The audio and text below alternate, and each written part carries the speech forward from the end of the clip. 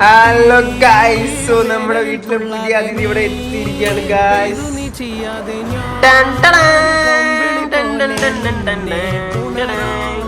ഇതാണ് നമ്മുടെ പില്ലോ.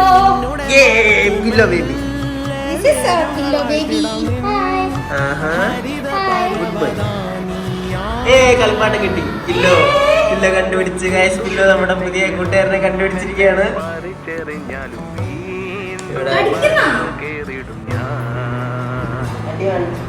കാലം കൂട്ടുനിന്നില്ലെങ്കിലും എന്നെ പറിച്ചെറിഞ്ഞാലും വീണ്ടും പടർന്നു കേറിടും.